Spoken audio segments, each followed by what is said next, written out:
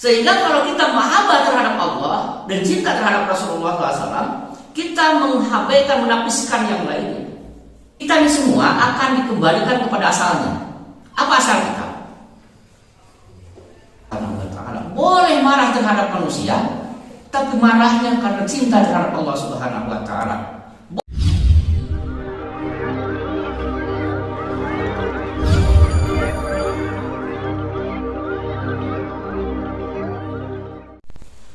Innal hamdalillah nahmaduhu wa nasta'inuhu wa nastaghfiruh wa na'udzu billahi min shururi anfusina wa min sayyiati a'malina.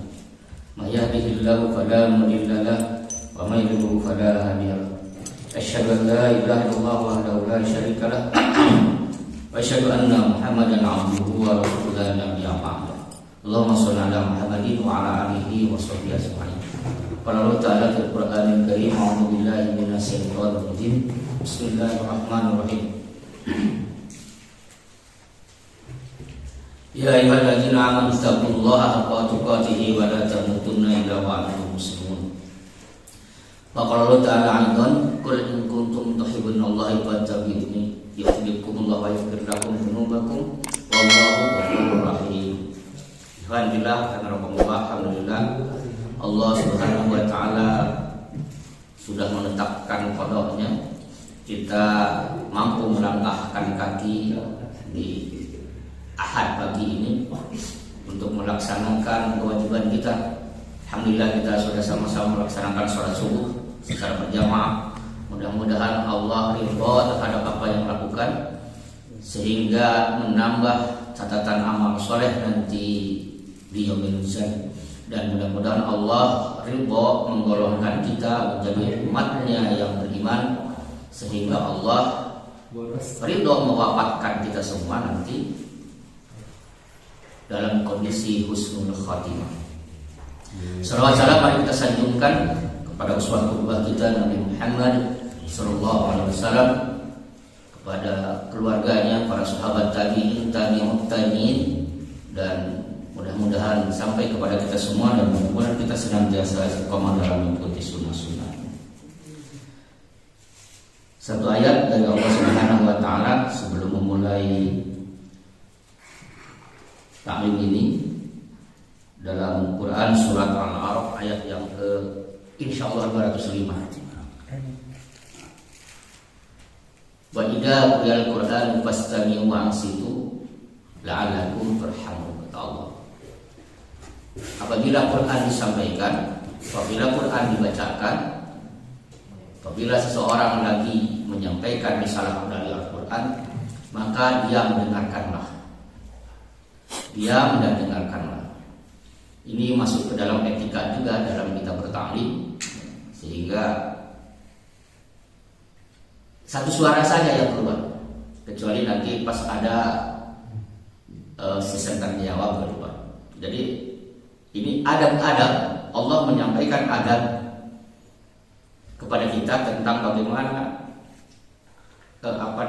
mendengarkan atau menyimak Al-Quran, yaitu apabila Quran disampaikan, apabila Quran dibacakan, diam dengarkan, agar kita semua bisa mendapatkan rahmat dari Allah Subhanahu wa Ta'ala. Insyaallah pagi ini saya akan menyampaikan, insyaallah, apa ini judulnya terserah Pak Ujang aja dah mau kasih judulnya apa. Sesuai dengan saya sampaikan ayat tadi, qul in kuntum tuhibbunallaha fattabi'uni yuhibbukumullahu wa yaghfir lakum dzunubakum wallahu ghafurur rahim. Insyaallah juga ini bertepatan masih di bulan Rabiul Awal ya. Masih ya? Tanggal 30 Bapak. Insyaallah tanggal 30 lah, dari ujung-ujung, jadi masih anget-angetnya, masih rame-ramenya kita membicarakan Rasulullah sallallahu alaihi wasallam. Ayat tadi menyampaikan qul in kuntum tuhibbunallah, cinta kita terhadap Allah. Karena sebagai umat Islam kita harus mahabbah terhadap Allah Subhanahu wa Ta'ala. Apa sih bedanya antara mahabbah dengan ini cita-cita juga, cinta terhadap Allah, cinta terhadap manusia.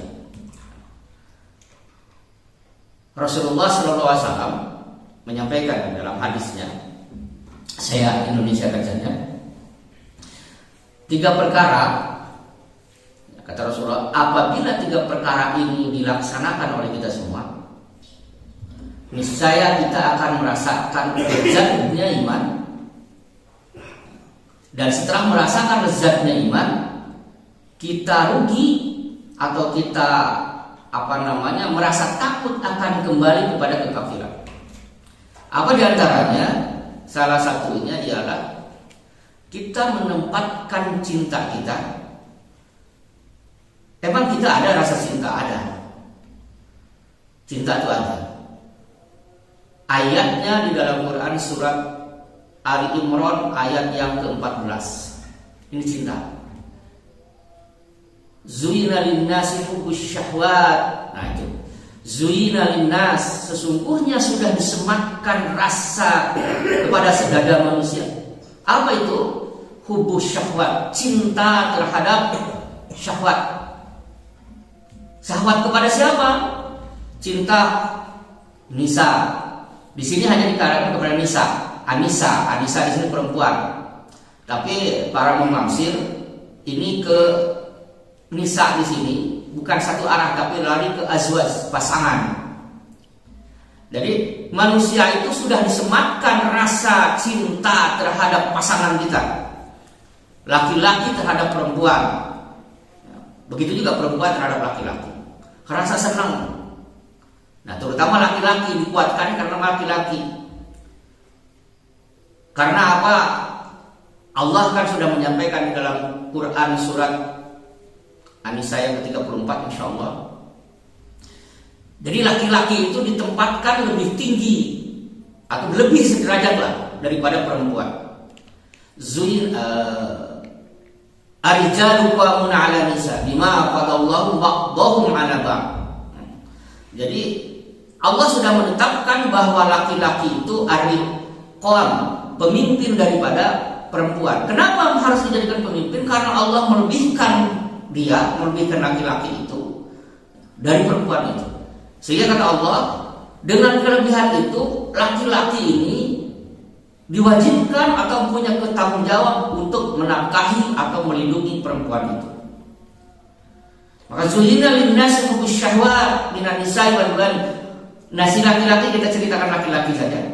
Si laki-laki ini atau si manusia ini sudah disematkan rasa cintanya kepada pasangannya, terutama laki-laki kepada perempuan.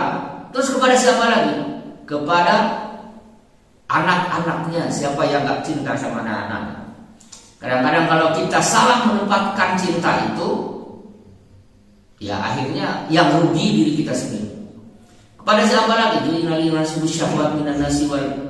Kepada harta benda kita, kepada tunggangan kita, sawahnya, semua kekayaan kita senang.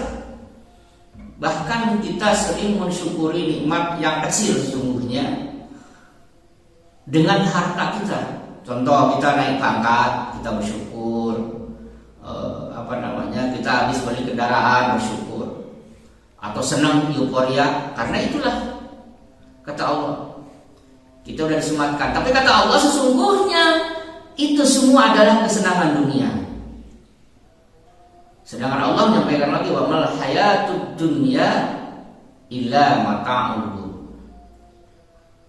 Padahal dunia itu Allah ingatkan hanya bersenda gurau saja, fata morgana saja. Karena sesungguhnya tempat yang baik itu adalah tempat yang baik untuk kembali itu adalah kembali kepada Allah Subhanahu wa ta'ala. Nah, bagaimana kita mengimbangi cinta kita terhadap dunia ini, ya, tidak bertentangan dengan hadis yang disampaikan oleh Rasulullah SAW yang tadi, bahwa mencintai Allah dan Rasulnya, ya, kita mencintai Allah dan Rasulnya harus melebihi cinta kita terhadap seluruh makhluknya. Seluruh makhluknya. Kita boleh cinta terhadap istri, boleh cinta terhadap anak, boleh cinta terhadap harta kekayaan, tapi cinta itu tidak boleh melebihi cinta kita terhadap Allah dan Rasul. Kita jadi orang kaya, wajib jadi orang kaya, harus jadi orang kaya. Tapi kecintaan kita kepada kekayaan jangan sampai menghalangi kita untuk mengingat Allah Subhanahu wa Ta'ala. Kita boleh cinta terhadap anak, cinta terhadap istri, boleh, bahkan harus. Tapi cinta kita kepada anak dan istri tidak melalaikan kita untuk mengingat Allah Subhanahu wa Ta'ala. Ya ayyuhalladzina amanu la tulhikum amwalukum wala auladukum an dzikrillah. Dan janganlah hartamu, anakmu yang kamu cintai ini melalaikan kamu, sehingga kamu lalai untuk mengingat Allah Subhanahu wa Ta'ala. Bahkan hartamu juga lalai, sehingga pada saat Allah, karena kita cintanya kepada harta itu, pada saat Allah meminta kita untuk menginfakkan sebagian harta yang sudah diberikan kepada kita, karena saking cintanya kita malas mengeluarkan. Sehingga jangan sampai apa yang disampaikan oleh Allah Subhanahu wa Ta'ala berlanjut. Apa? Kita menyesal pada saat kita mau mendekati azal, kita minta kepada Allah Subhanahu wa Ta'ala, ya Allah, tangguhkanlah kematianku sebentar saja. Niscaya aku akan menjadi orang yang beriman dan menginfakkan harta yang sudah diberikan. Jangan sampai penyesalan itu keluar. Maka cinta kita boleh, tapi cinta kita jangan melebihi cinta kita kepada Allah Subhanahu wa Ta'ala. Bagaimana cara kita mencintai Allah Subhanahu wa Ta'ala? Ya tadi, kul in kuntum tuhibbunallah fattabi'uni. Katakanlah hai Muhammad, kepada umatmu, seandainya umatmu itu mencintai aku di sini Allah, maka ikutilah aku di sini Nabi Muhammad SAW. Jadi cinta kita ini, cara kita menyembah Allah, cara kita mengimplementasikan diri, memposisikan diri, menghamba kepada Allah Subhanahu wa Ta'ala, harus berdasarkan atau mengikuti contoh Rasulullah SAW. Ada lagi satu ayat di dalam Quran surat apa ini? Yang ini. Laqad kana lakum fi Rasulillah uswatun hasanah. Surat apa? Al-Ahzab ya? Kesalahan Al-Ahzab 21 ayat. Saya Al-Ahzab. Laqad kana lakum fi Rasulillah uswatun hasanah. Sudah ada suri tauladan yang baik pada diri Rasulullah SAW. Jadi kita bertauladan itu, bercontoh itu hanya kepada Rasulullah SAW. Karena tidak ada keburukan di dalam diri Rasulullah SAW. Seluruh perilaku Rasulullah SAW, berjalannya Rasulullah SAW, kehidupan Rasulullah SAW adalah seluruhnya berdasarkan wahyu dari Allah Subhanahu wa Ta'ala. Kesalahan Rasulullah SAW saja sudah menjadi hukum buat kita semua. Jadi kita menempatkan cinta kita, mau itu beribadah, mau itu bermuamalah, maka tidak boleh lepas daripada bercontoh atau meniru Rasulullah SAW. Jadi sematkan di dalam hati, kuatkan di dalam hati kita, tekadkan dalam hati kita bahwa kita berupaya untuk terus menjalankan sunnah-sunnah Rasulullah SAW. Karena Rasulullah paripurna, baik itu dalam rumah tangga, dalam bergaul, dalam apa, itu bercontoh pada Rasulullah SAW. Ya. Ini kadang-kadang kan begini, ditanya, kita ngaku beriman, tapi apakah benar kita sudah beriman? Ini di dalam Quran surat Al-Baqarah ayat yang ini surat apa? Ayat berapa nih? Ada ingat enggak? Am hasibtum an tadkhulul jannata wa lamma ya'tikum masalul ladzina khalu min qablikum. Jadi kata Allah, kalau nggak salah Al-Baqarah ayat 214. Kata Allah, apakah kalian sudah yakin dengan mengaku kalian beriman, dengan mengaku kalian ini melakukan amal soleh? Nah, sudah yakin kalian masuk surga? Jannah di situ. Kata Allah selanjutnya, padahal aku belum memuji kalian sebagaimana aku memuji orang-orang sebelum kalian. Aku memuji orang-orang sebelum kalian dengan apa? Dengan rasa takut. Takut kekurangan, takut kelaparan. Dan bukan hanya rasa takut itu saja, justru dihadapkan dengan huru hara.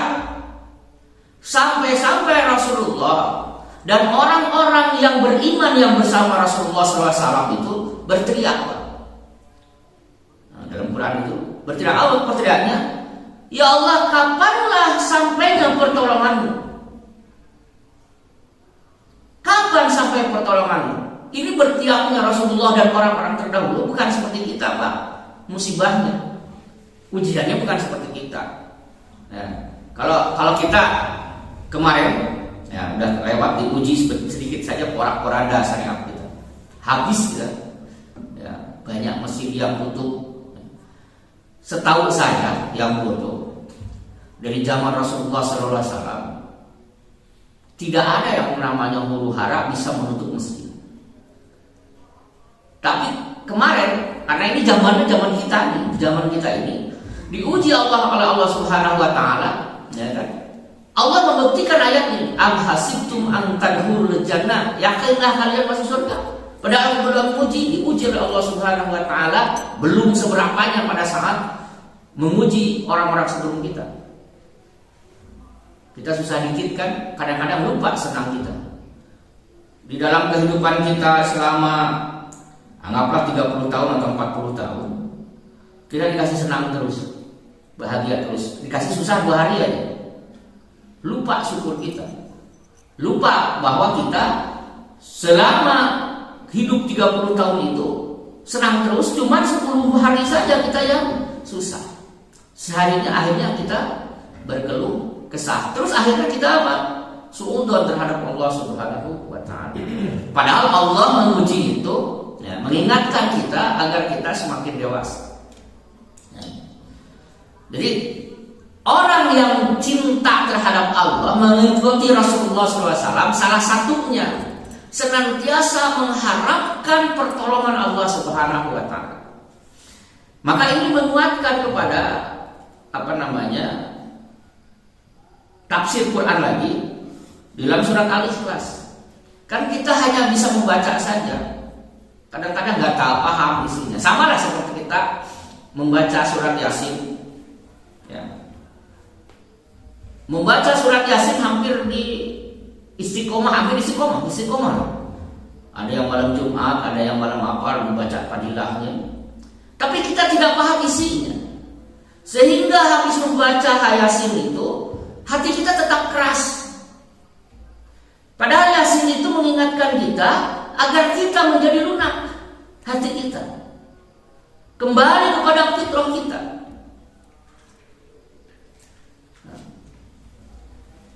Jadi mudah-mudahan sekali lagi setelah kita memahami, kita bisa menempatkan cinta kita kepada Allah dan Rasulnya melebihi cinta kita kepada makhluknya.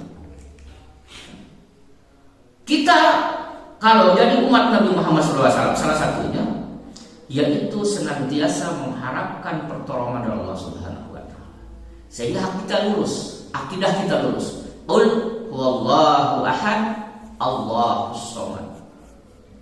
Allah itu luruskan, Allah itu ahad, dan Allah itu tempat kita bergantung.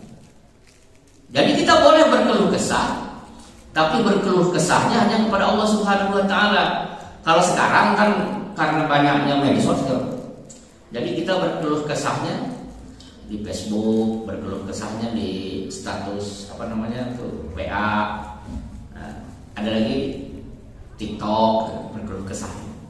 Padahal berkeluh kesahnya itu harusnya kepada Allah Subhanahu Wa Taala. Pada saat kapan kita berkeluh kesahnya yang baik? Rasulullah Shallallahu Alaihi Wasallam tidak pernah melewatkan. Nah, ini tidak ada satu keterangan pun. Ini kalau kita cinta pada Allah nih, Rasulullah Shallallahu Alaihi Wasallam meninggalkan sholat malam, tidak pernah. Nah, kita ngaku kepada cinta pada Allah, ngaku, tapi kita lalai dalam mengikuti sunnahnya Rasulullah SAW. Salah satunya yang berat, maka dikatakan tahajud. Tahajud itu sesuatu yang berat. Nah, berat. Tapi berat itu kenapa berat? Karena apa? Pahalanya banyak. Hadiahnya banyak. Jadi mau berkorban kita. Bukankah orang yang bertakwa itu adalah alladzina yunfikuna fis sarai wad dara? Nah, makna yunfikuna fis sarai wad dara di sini, Pak.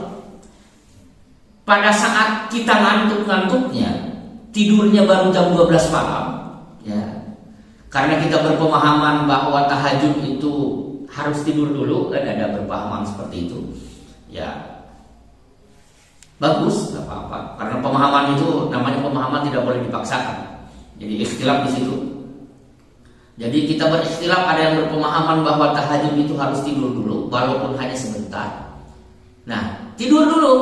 Nah, tidurnya karena kesibukan kita, banyak PR, banyak apa, jam 12 baru tidur. Nah, kita memaknai lagi bahwa sepertiga malam itu, bahwa tahajud itu harus ya sepertiga malam itu. Nah, kalau sekarang ini kan subuh ini jam 4 lebih 11 menit. Nah, kalau sepertiga berarti malam itu dibagi 3. Kapan waktunya malam? Kita berhadis juga, memahaminya atau menerjemahkannya harus dengan Quran lagi, Pak. Dengan hawa nafsu. Dengan Qurannya apa? Kita lihat surat Al-Isra. Liduluki syamsi ila wasaqil laili wa Qur'an al-fajr. Jadi bergeser matahari itu masuk siang dan gelapnya malam. Gelapnya malam itu ada maghrib dan isya. Ujung atau awal dari malam itu adalah isya. Wa Qur'an al-fajr dan fajar. Jadi malam itu antara isya dan fajar, subuh. Ini jadi kita menerjemahkannya jangan pakai logika, tapi pakai Quran. Insya Allah kalau pakai Quran nggak ngaco, Pak. Sholat Jumat kita nggak bakal kesiangan, sholat subuh kita nggak bakal kesiangan, sholat zuhur kita nggak bakal kesiangan. Karena apa? Berpatokannya bukan kepada jam. Yakin deh kalau kita berpatokan kepada jam, pasti sholat zuhur itu maunya jam 12 terus, ya kan? Padahal nggak jam 12. Yakin deh sholat subuh maunya jam 4:30 terus, sholat zuhur jam 5. Karena berpatokannya ke yang lama. Padahal sekarang subuh itu jam 4, ya, jam 4 lebih 11 menit sekarang. Karena apa? Itulah pemahaman kita, mainstream kita ke jam. Padahal Allah tidak pernah mengajarkan jamnya, tidak pernah. Nah, kembali ke itu patokan malam tadi, rumus menentukan malam. Jadi diawali dengan isya, diakhiri dengan fajar. Isyanya jam berapa nih? Isyanya anggaplah jam 7. Isya jam 7. Subuhnya jam berapa? Jam 4. 7 sama 4 itu berapa jam? Sampai ke 4. 8, 9, 10. Apa gimana ya? Jam 7 itu 19, 20, 21, 22, 23, 24. 9 jam ya. Nah, 9 jam dibagi 3. Jam 3. Pak Henry atau Pak Alam baru tidur jam 12 atau jam 2. Kalau kita berpatok terhadap itu, ya, terhadap dalil-dalil yang itu, terus kita kan dalil itu ada 2, ada bisa nakli dan akli. Kalau kita berpatokan pada dalil itu, maka jam 3 itu, Pak. Jadi kalau tidur jam 1, kita harus sudah bangun jam 3. Sholat itu jam 3. Pasti ngeluh tuh. Pasti ngeluh, saya baru tidur jam 1, harus bangun lagi jam 3 persiapan nanti tidur sholat. Itu berpatokan kepada dalil. Bagaimana mengakalinya?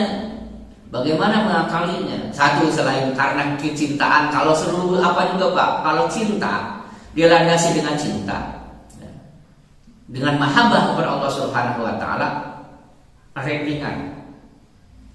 Sekarang ini aja, Pak Herman itu orang Lampung Pak, orang Padang. Pak Alam orang mana Pak? Pak Alam udah deket ya.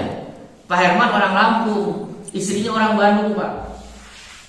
Tapi karena rasa cinta, ada rasa cinta dan ingin memperjuangkan cinta, tidak memikirkan resiko. Ya, kita lagi muda. Ya, bukan kita lah, saya lah. Lagi muda karena bapak masih muda. Kita lagi muda itu tidak pernah karena kecintaan atau keinginan yang gede besar, tidak pernah memikirkan resiko. Hampir tidak pernah. Melangkahkan kaki kita untuk menyambangi pujaan hati kita. Kita melupakan jauhnya, kita melupakan hujan, pokoknya gua harus ketemu. Itu karena rasa cinta. Itu juga karena apa? Walaupun ini kita baru tidur jam 1, harus bangun lagi jam 3, karena mahabbah yang beda Pak. Ya, beda. Kalau cinta terhadap manusia, apa sih Arabnya itu kan mahabbah. Apa sih ya? Surat Al-Arum itu, Al-Arum itu Pak Hedik yang pintar itu. Cinta terhadap manusia sama cinta terhadap Allah, cintanya sama, tapi beda. Habibie apa Habibie? Ya Habib, mahabbah. Sama juga kan? Mahabbah. Kecintaan. Banyak sih kalau lupa saya. Ada yang apa surat Al-Arum? Yang tentang nikah. Pokoknya apa?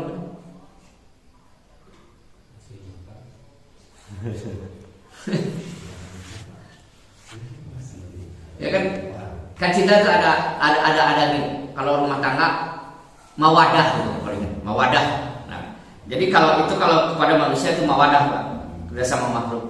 Kalau sama Allah mahabbah, kita juga cuma beda imbal baliknya. Sehingga gini, rumusnya begini. Kalau kita cinta terhadap Allah, terhadap Rasul, jangan berdasarkan kepada manusia. Bahaya kalau kita mencintai Allah harus karena manusia, jangan karena manusia. Ya, cinta kita kepada Allah Subhanahu wa taala karena kita meyakini, mengimani bahwa kita ini diciptakan Allah Subhanahu wa taala. Cobalah sekarang begini. Kalau kita cinta kita kepada Allah Subhanahu wa taala berdasarkan karena manusia. Nih, kita mau ke masjid nih. Masjid kita. Tapi saya lagi kesel sama Pak Herman. Wah, malas saya sholat ke masjid situ karena ada Pak Herman. Itu cinta kita yang salah, mahabbah kita yang salah. Jadi mahabbah itu jangan karena orang. Tidak boleh terpengaruh oleh sesuatu apapun, ya. Hanya terpengaruh oleh keimanan kita. Sehingga kalau kita mahabbah terhadap Allah dan cinta terhadap Rasulullah SAW, kita menghabaikan, menapiskan yang lainnya. Karena apa? Kita hanya mendapatkan atau menginginkan ridho Allah Subhanahu wa taala. Dan apa? Dan kecintaan Rasulullah mengambil cinta Rasulullah terhadap kita, sehingga Rasulullah bisa memberikan syafaat terhadap kita. Maka banyak ayatnya Pak, yang janganlah cinta kita kepada Allah itu terhalang oleh cinta kita atau kebencian kita terhadap seseorang. Nah, tapi kalau cinta kita nih, dalam hadis yang kedua, cinta kita terhadap manusia atau makhluk yang lainnya justru harus berlandaskan karena cinta kita terhadap Allah. Terhadap istri juga begitu. Kita mencintai istri kita karena cinta kita kepada Allah Subhanahu wa taala. Sehingga karena kita berlandaskan kepada cinta kepada Allah Subhanahu wa taala, kita akan sabar dalam menghadapi ujian rumah tangga. Cinta kita tidak akan lekang. Istilahnya tidak tidak akan lekanglah cinta kita terhadap pasangan kita.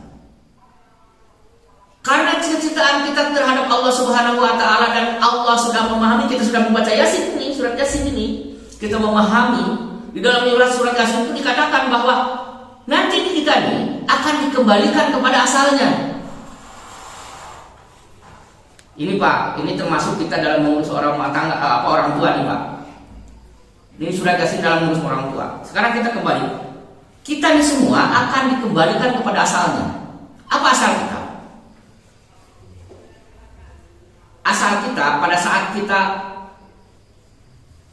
setelah orang tua kita mengandung, berarti dikandungkan. Asal kita tuh asalnya mudghah. Ya, asalnya kita ini sesuatu yang hina, lemah. Dari sperma, itu asal kita. Sperma dari mana? Dari tanah, saripati tanah yang dijadikan makanan. Itu jadi introspeksi kita. Setelah itu kenapa kita bisa jadi mudghah itu?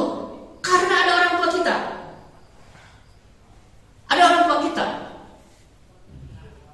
Orang tua kita menjalankan rahmat dari Allah Subhanahu wa taala, berkasih sayang antara ibu dan ayah kita, sehingga Allah menurunkan rahmatnya berupa mudghah, ya kan, hingga jadi kita. Terus dikandung oleh ibu, kata Allah, wahnan ala wahnin. Jadi ibu mengandung kita ini asal kita Pak, ingetin. Itu di dalam surat Yasin. Kalau kita sering baca surat Yasin, memahami, insya Allah lunak hati kita. Nggak akan jadi dendam, nggak akan apa, insya Allah. Yang jelek-jelek hilangkan. Begitu. Terus setelah itu wahnan ala wahni, nggak ada seorang perempuan yang hamil itu tambah senang, ya kan? Ibu lahir hamil pasca sebulan, kalau sebulan belum, setelah sebulan itu baru mulai terasa mual-mual. Itu tanyain aja sama ibu benar nggak mual-mual? Apa mual-mual itu senang? Berapa? Terus nggak mau makan, banyak begak, semua terasa. Wahnan ala wahni, susah-susah. Setelah itu melahirkan. Orang sudah bilang lahir ke tengah juru Pak, ya. Orang sudah bilang lahir ke tengah juru. Ada yang memaknai ngajuru itu sajuruna. Jadi juru itu sudut. Jadi yang orang melahirkan itu nyawanya itu cuma sesudut doang. Jadi antara hidup dan mati, dan banyakkan matinya kan. Tinggal sesudut doang, itu kata orang Sunda ngajuru. Jadi tinggal sejurunya aja. Itu bagaimana merepotkan kita ke orang tua. Ini mudah-mudahan jadi inspirasi kita kepada orang tua dan ke yang lain. Ya. Wah, nana apa? Ini saya sedikit memahami surat Yasin. Sudah paham. Jadi kita akan kembali. Terus lahir berat. Setelah lahir diurus. Ada bayi yang bisa langsung makan? Enggak ada. Siapa yang memberi makan kita? Allah Subhanahu wa taala perantara ibu kita. Disuapinya. Apakah ada bayi berak cabuk sendiri? Gak ada. Siapa yang menyebukin? Orang tua kita. Dalam kondisi apa? Orang tua kita nih, kita lagi makan Pak, lagi enak makan. Kita nangis nih Pak. Dicintakan makanannya. Pas dilihat, oh anakku sayang, anakku baik. Ya, orang lagi bayi nih. Oh, cintaku, sayangku. Oh, lagi ya. Bahagia padahal lagi makan dia Pak. Nggak ada rasa jijiknya, malah senang dia. Dihapusnya tuh jijiknya, apain. Nah ini kata Allah, kita ini akan dibalikan seperti itu. Bahkan ada sebagian yang pikun kata Allah dalam surat Yasin. Bahkan sebagian yang pikun. Jadi orang yang senantiasa membaca Yasin, ingetin, karena kita kerja, jangan sampai Pak orang tua kita mengeluh bahkan meminta kepada kita. Jangan sampai orang tua kita sempat meminta kepada kita. Nah, ibu nggak punya duit nih, kirim duit, nggak untuk langsung mau. Jangan sampai kalian baca Yasin terus menerus, ya kan? Tapi kok sampai tega orang tua meminta sama kita? namanya kita baca Quran tapi nggak dirahmati oleh Allah Subhanahu Wa Taala. Tidak ada bekas habis kita baca Quran. Gak ada Pak orang tua tuh minta imbalan. Tapi kita harus paham. Kita nih lagi tidur nih bayi ini, orang tua lagi tidur. Malam-malam bangun enggak? Bangun orang tuanya, marah-marah enggak? Nanti Allah menguji kita. Ini berkaitan dengan Quran dari surat Al-Baqarah ayat 214, nggak usah jauh-jauh. Ya, nanti pas orang tua kita di urusan kita sepuh, terjadi orang tua kita kembali seperti apa yang Allah izinkan, sampaikan tadi, kita ditakdirkan mendapatkan itu orang tua kita bersama kita. Seperti kita lagi bayi. Apa yang kita lakukan? Banyak Pak di pertebaran di WA nih, ya, di status-status. Orang tua satu atau ibu satu bisa mengurus anak 10. Tapi 10 anak belum tentu bisa mengurus orang tuanya walaupun hanya satu. Karena apa? Itulah karena apa tadi? Cinta kita kepada makhluk, pada ibu kita, tidak dilandasi karena cinta kita kepada Allah Subhanahu Wa Taala. Tapi kalau cinta kita kepada orang tua, kepada siapa, dilandasi karena cinta kita terhadap Allah Subhanahu Wa Taala, nggak bakal lengkap. Orang tua nih lagi pikun atau udah lagi apa di kasur. Alhamdulillah ya Allah, mudah-mudahan inilah penggugur dosa-dosa saya dan mudah-mudahan Allah ridho terhadap apa yang saya kerjakan. Mudah-mudahan ini menjadi amalan unggulan buat saya dalam mengurus orang tua. Udah begitu dulu Pak. Jangan-jangan kita ini orang tua mau lebaran teriak. Atau gini, kita bayar zakat fitrah, bayar zakat dulu orang tua kita belum beli baju acan. Buat ngupat aja belum ada. Itu Pak, fadilah daripada Yasin, surat Yasin itu diantara salah satu melunakkan hati kita. Melunakkan hati kita. Jadi cinta kita terhadap Allah dan Rasulnya tempatkanlah di posisi yang paling atas, dan mahabbah itu tidak berdasarkan atas seluruh makhluknya, tapi mahabbah itu harus berlandaskan karena keimanan kita kepada Allah Subhanahu Wa Taala, pembuktian bahwa kita benar-benar ingin menggapai Allah Subhanahu Wa Taala dan dikategorikan sebagai makhluk yang bertakwa. Mahabbah. Yang kedua tadi, selanjutnya hadis yang kedua, mencintai manusia ya, atau makhluk yang lainnya. Nah ini baru harus berlandaskan cinta kepada Allah dan Rasul. Insya Allah nggak ada benci, nggak ada dendam.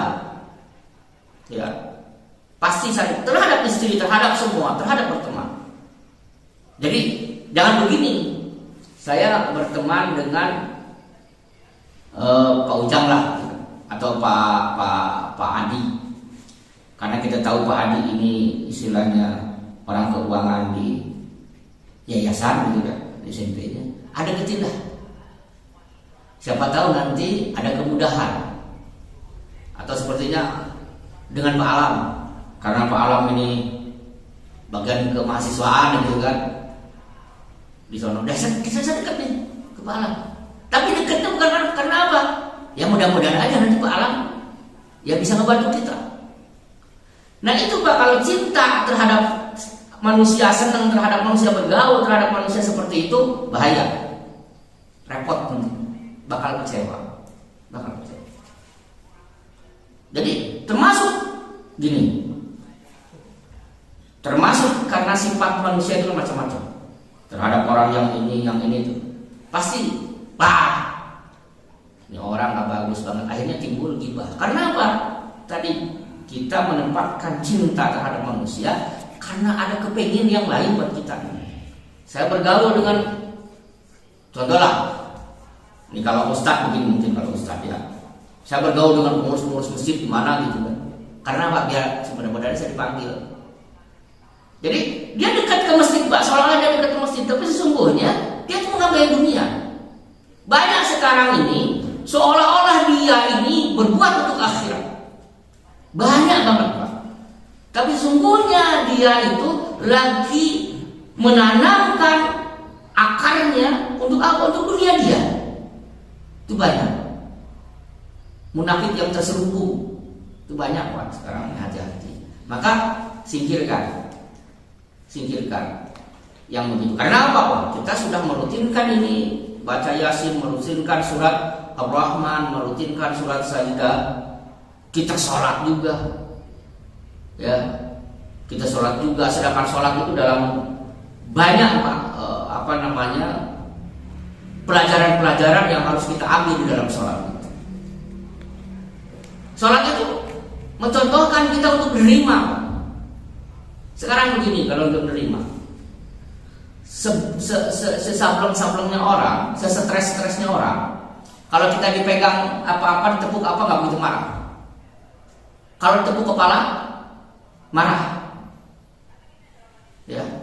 Tapi di dalam sholat, kita nggak marah, walaupun kepala kita dipantatin orang, dikakain orang, ya kan? Karena apa? Itu sudah ketetapan Allah. Karena cinta kita terhadap Allah Subhanahu Wa Taala, kita ikuti ketetapannya. Walaupun kepala itu yang biasanya ditinggikan harus direndahkan. Bahkan kepala kita ada setelah kita kepala itu di bawah kaki orang, ya kan? Dalam sholat. Kalau saya sholat sepertinya di sini, Pak Ujang di sono, kepala Pak Ujang di kaki saya tuh, di pantat saya. Marah nggak? Kenapa nggak marah? Karena di situ ada cinta terhadap Allah Subhanahu Wa Taala. Karena cintanya kita mengikuti apapun aturannya. Nah sekarang kan yang terkenal dalam tawaf, ya, tawaf itu. Makanya dalam tawaf itu Pak harus kita membaca, pokoknya masuk ke rumah itu sesuatu yang yang mudah kita syirik. Baca surat bacaan talbiyah. Karena apa? Untuk menguatkan hati kita. Contoh kita dari Mina ke Musdalifah, sambil jalan tuh harus baca talbiyah. Karena banyak. Terus dari Musdalifah ke Mina, itu talbiyah Pak. Karena apa? Kan la baik Allahumma la baik, la baik la syarika la baik, innal hamda wal ni'mata laka wal mulk la syarika lak. Jadi tidak ada syirik, tidak ada menyekutukan, ini semua murni karena mengikuti Allah Subhanahu Wa Taala.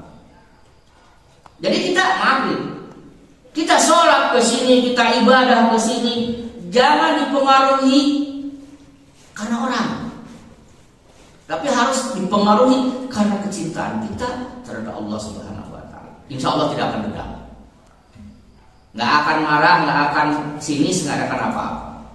Insya Allah, kalau sudah menempatkan cinta kita, ya, terhadap manusia ini harus berdasarkan cinta kita terhadap Allah Subhanahu. Berlandasar terhadap istri, juga begitu, Pak. Walaupun kata Rasulullah SAW bahwa perempuan itu, karena ini perempuan, karena kenapa sih hadis itu banyak ke perempuan, ini akan dari pertanyaan.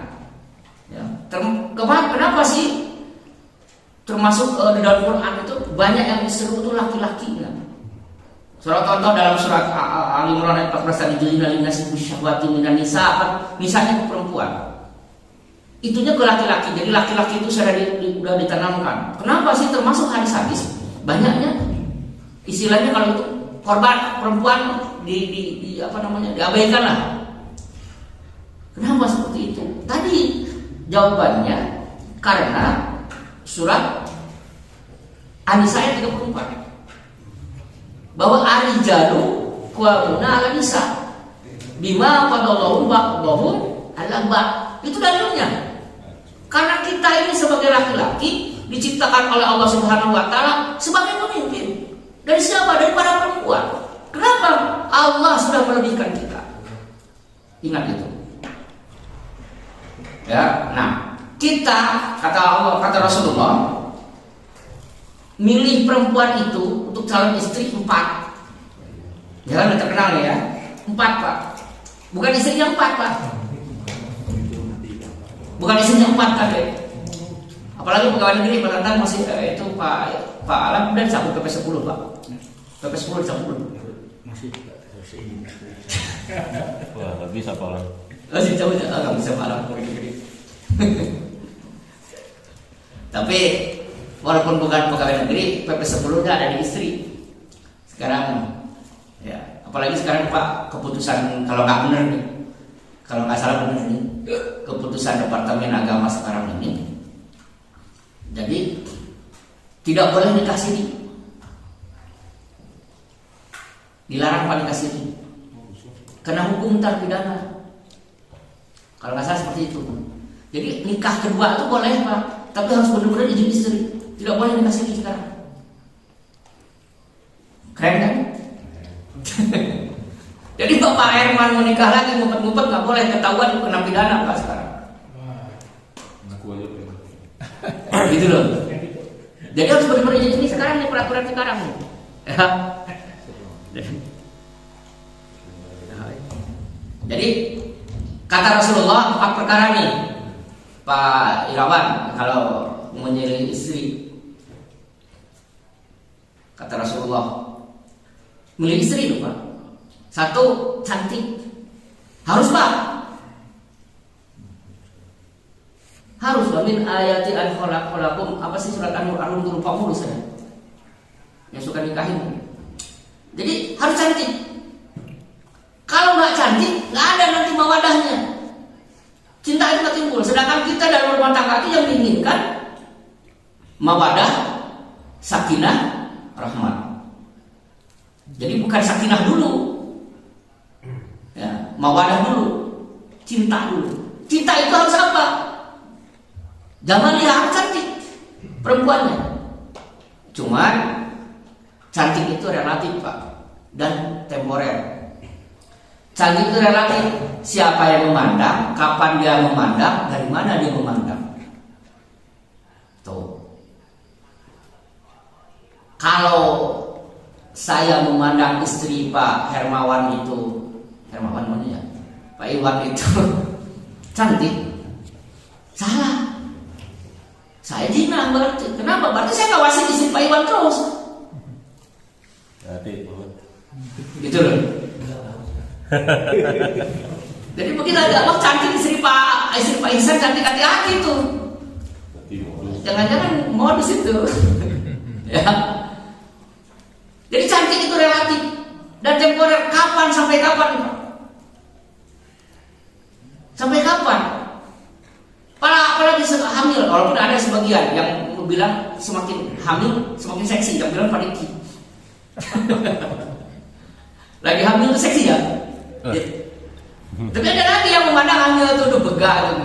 Dilihat dari belakang seperti pohon kelapa mau tumbang, tinggal itu tukang dengklang, ditinggal itu harap dari depan siga tentara lagi bawa drum band tambur. Nggak ada batas-batasnya. Temporer waktunya. Sampai kapan cantik itu? Ya paling sampai umur berapa lah cantik itu. Maka kalau lanjutin kata Rasulullah, cantik, kaya. Jadi nyari istri harus yang kaya tuh. Nah, buat bekal. Tapi bukan disuruh materialistis, bukan. Ini. Terus keturunannya bagus Pak. Keturunan bagus itu anaknya yang banyak, turunan atasnya. Terus tidak mempunyai penyakit. Maka kalau sistem ta'aruf memperkenalkan orang, kita berhak nolak kalau ada penyakit.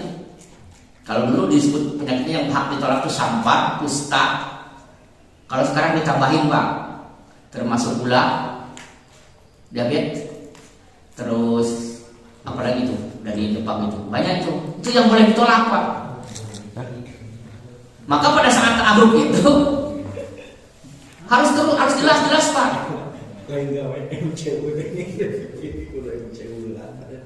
Gitu ya. Cantik dan agamanya disimpan di paling belakang, tapi buka belum titik, baru koma. Jadi walaupun cantik dia, walaupun kaya dia, walaupun keturunan bagus, kalau agamanya nggak bagus tinggalkan. Jadi agama untuk mengunci gitu. Ya. Itu Pak. Jadi perempuan itu dipilih 4. Jadi selalu perempuan itu, karena apa? Karena perempuan itu yang dinikahi hati-hati ini, yang dicintai. Tapi mencintai istri itu harus karena cinta kita kepada Allah.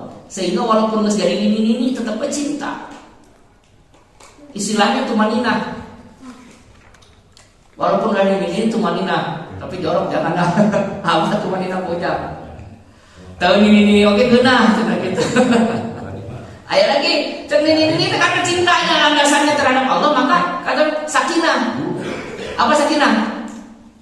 Tenangan. Salah, sakinah di sini sare jeung hati-hati, oke? Geunah gitu. Jadi enggak bakal mudah dan cepat cintanya. Nah, hati-hati tidak dulunya mah cantik, dulunya mah ganteng. Gitu loh. Enggak bakal berubah, enggak bakal lari ke lain hati. Lah, kalau begitu gimana dong? Udah ngapain? Pertanyaan lagi. Dari Pak Henry atau Pak Yana, Pak Hana. Berarti poligami enggak boleh dong kalau begitu. Serta siapa enggak boleh? Boleh. Jadi memaknainya nggak sudah seperti itu. Oke lah, jangan terlalu melebar. Ya, udah 6 menit lagi. 6 menit lagi. Jadi kata Rasulullah, ya, dalam rangka mencintai, dalam rangka menempatkan cinta, agar kita bisa merasakan lezatnya iman. Satu tadi, cintai Allah dan Rasulnya, tempatkan di atas kita mencintai seluruh makhluknya.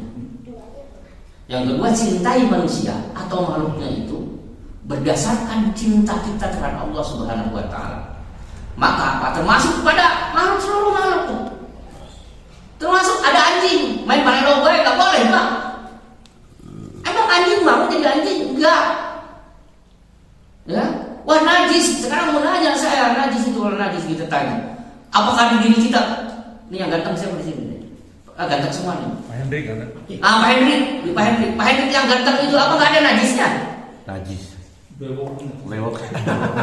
Banyak Pak. Kotoran kita, air kencing kita, termasuk apa ini? Ngarannya? Dahdir, iler kita, najis semua.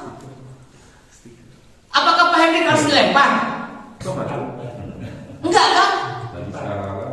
Begitu juga anjing Pak. Jangan main lempar saja, berikan saja. Ya, ini Pak. Kemarin kan Pak Iwan yang dari umrah kemarin siapa? Bisa umrah kemarin. Pak Iwan. Pak Iwan ya. Ini Pak, coba agak lama di situ Bapak nongkrong di situ. Itu anjing biasa Pak. Cuman anjing lebih tahu dari kita kadang-kadang. Anjing itu tahu tuh Pak, itu tuh Masjidil Haram tuh Pak. Padahal kalau mau masuk aja tuh. Tapi nggak mau masuk ya. Nggak usah digebah-gebah, anjing nggak ngerti. Tuh. Anjing biasa. Apalagi kalau di tanah haram itu kan tidak boleh kita menyakiti apapun. Tidak boleh kita di tanah haram itu. Tapi ini cerita anjing. Lecek main karena apa? Main lempar saja. Ngapain dilempar? Jadi kita boleh marah terhadap anjing, tapi anjing marahnya karena cinta kita kepada Allah Subhanahu wa Ta'ala. Boleh marah terhadap manusia, tapi marahnya karena cinta terhadap Allah Subhanahu wa Ta'ala. Boleh kita berperang, harus berperang, tapi membunuh orang itu karena kecintaan kita terhadap Allah Subhanahu wa Ta'ala. Begitu. Jadi menempatkan dua nih. Yang ketiganya, tempatkan rasa takut kita. Apa takut kita ini? Takut terhadap kita akan kembali kepada kekufuran. Kalau disederhanakan, ini kan udah istiqomah nih. Kita sholat berjamaah di masjid. Bisa sholat istiqomah itu karena apa? Karena pertolongan Allah Pak, karena rahmat Allah. Kalau tidak ada rahmat Allah itu berat Pak. Rasain aja.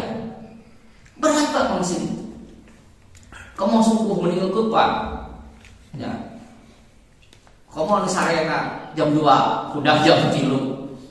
Aduh, masuk subuh berat deh. Kalau nggak ada rasa cinta, tapi ada cinta menimbulkan rahmat. Maka mawadah, sakinah, rahmat, timbulkan rasa cinta, mencintai satu dengan yang lain pasangan. Terus setelah saling mencintai akan timbul rasa sakinah, tenang itu. Dengan tenang itu tidak akan pernah ribut, tidak akan pernah cekcok, maka pasti datang rahmat Allah Subhanahu wa taala. Maka jangan samawa. Ya kalau samawa susah lah, kan suka samawanya. Oke lah itu mesaknya sakinah, maknya mawadah, wadah nama apa orang?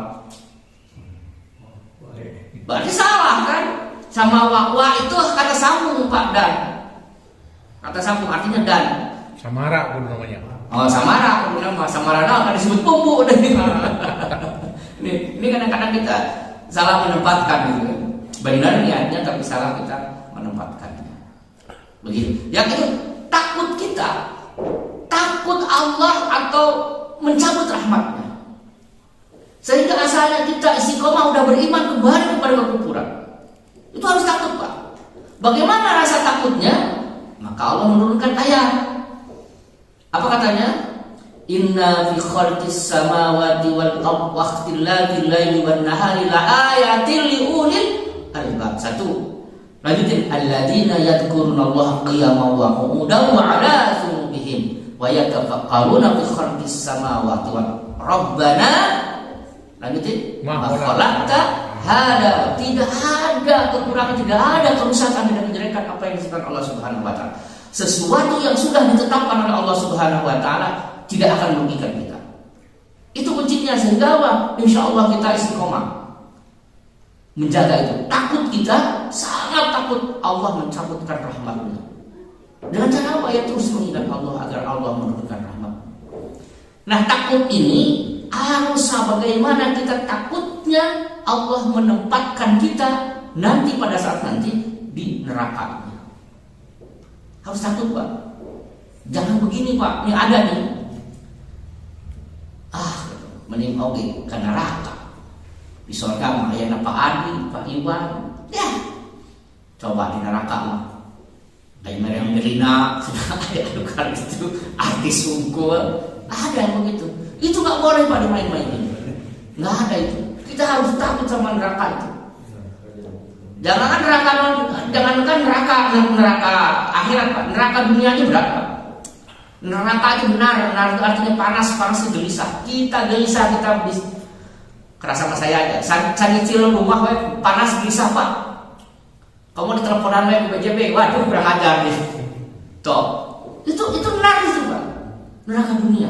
Maka benar hadis yang mengatakan seandainya dunia ini bocor segede lubang jarum saja, terus si neraka itu bocor ke sini, panasnya kerasa gitu, bocor di api neraka ini, maka habislah ini Pak, hanguslah semua yang ada di bumi ini.